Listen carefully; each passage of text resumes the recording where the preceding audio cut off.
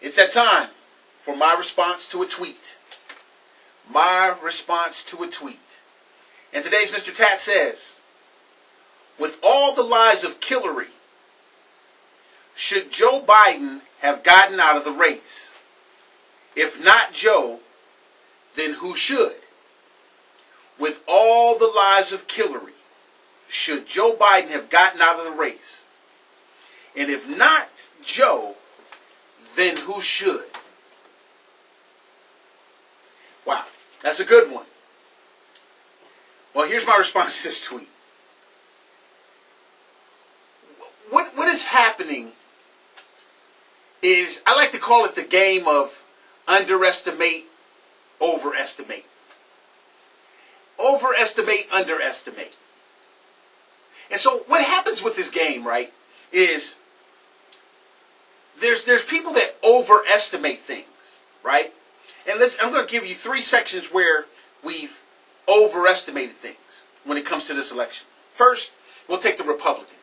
First 2 belong to the Republicans. First, the Republicans, in the arrogance of the Congress and the Senate, they overestimated their importance. Regardless of whatever the polls said, regardless of whatever the low approval ratings that Congress had, they're so narcissistic over there, they overestimated their importance.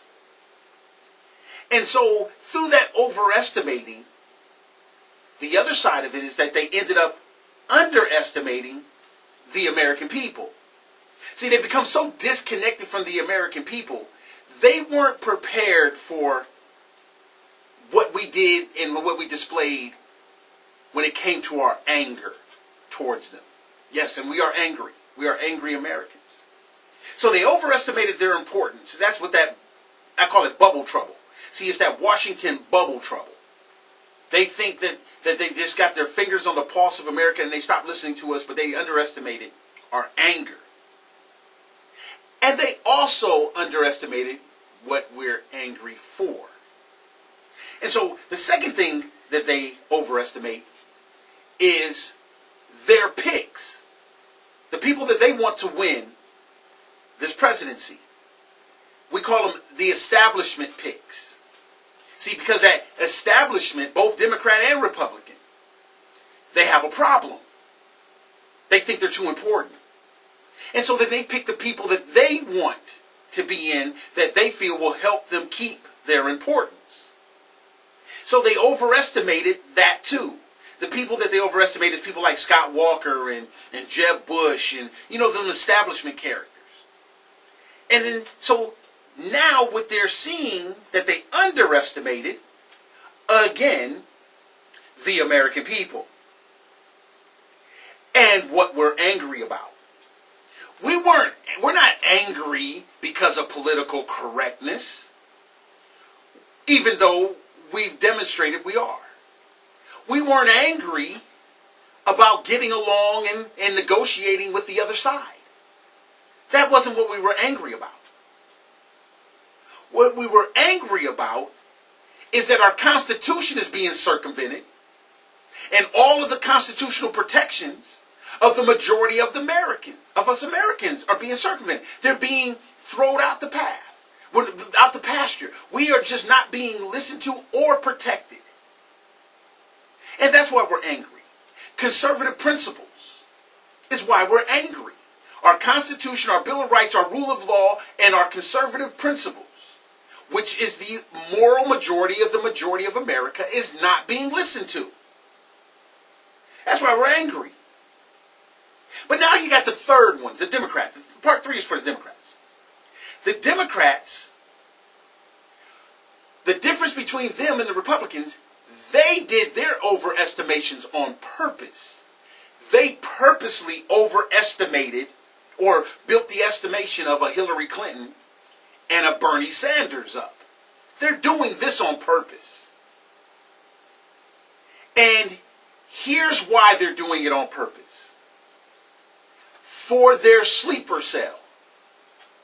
Yeah, you didn't know that? The Democrats have a sleeper cell. And their sleeper cell happens to be one of the people on the Republican side that has a very, very liberal record. and has had it for a very, very long time. But he tapped into the anger.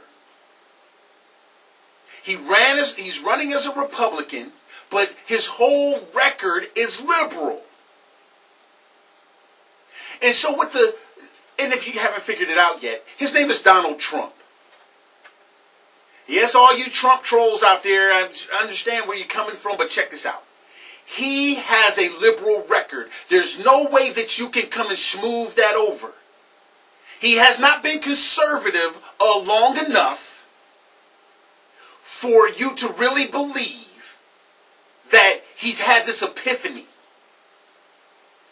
Donald Trump is a master negotiator. He will tell you out of his own mouth. He reads people. But just like everybody else, what Donald Trump has tapped into, he has overestimated our anger. And he has underestimated what we are angry about.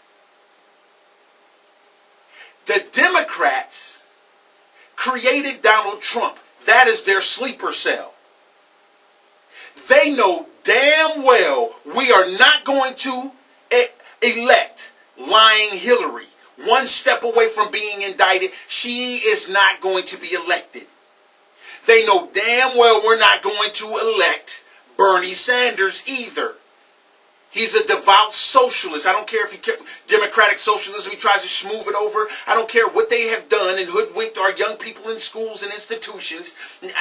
Communism, I don't care what they have done. They know dang well we're not going to elect Hillary, but it is her turn, so she gets the overestimating on purpose. And we're not going to elect Bernie Sanders. But what they've done is they positioned Hillary and Bernie so far left that Donald Trump looks moderate. He looks right. He's even got some conservatives saying he's conservative. He doesn't have a record to back it up. When you listen to him speak policy, after he's done speaking all the platitudes and all these kind of roundabout things and these emotional triggers, this dude is left because that's where he comes from, and he's positioned himself with some rhetoric that sounds right because that's what he's trying to get people to buy. He speaks left because that's where he comes from, and he's trying to sell you on the fact that he's not far left anymore. So a lot of his stuff, yeah, he'll hit illegal immigration. Wow, right loves it. But guess what? He's a businessman that builds buildings. He hires these people. You gotta listen to what he's saying, what's happening, what is being done. If you get past the fact that he's not speaking politically correct, which they are overestimating. We love the fact that he's not speaking politically correct, but don't get it twisted. That's not what we're mad about. When it comes to our Constitution, our rule of law, and conservative principles, Donald Trump is not speaking to that. When it comes time to visit Christians, Donald Trump doesn't visit them. He acts just like a leftist. He talks just like a leftist. He talks in generalizations. And so, the left is more than happy with Donald Trump being the pick of the Republicans. He's their sleeper cell. He is the sleeper cell for the Democrats. Hillary is not going to make it. Bernie Sanders has a snowball chance in Hades. And Donald Trump has sold a major part of our country on the fact that he's a Republican. And they're not even caring about the conservatism. But let me tell you what's happening. There's a dark horse on the Republican side that they underestimated also. No pun intended, but it's Ben Carson. Ben Carson is that monkey wrench in this whole thing. And it's starting to come into fruition. He is going to be massively attacked from both sides. Because when you don't understand something and when you don't know how to deal with it intellectually honest, physically honest, spiritually honest, or anything, all you have left is attack, attack, attack. All you have to combat this thing that you don't understand because of your constant underestimating of the American people and what it is we're angry about. Ben Carson and Ted Cruz. Ben Carson and Ted Cruz is that combination that's going to save this country. And you can underestimate that if you want to. Hey, this is Phil Williams, and that is my response to a tweet on the Phil Williams Show.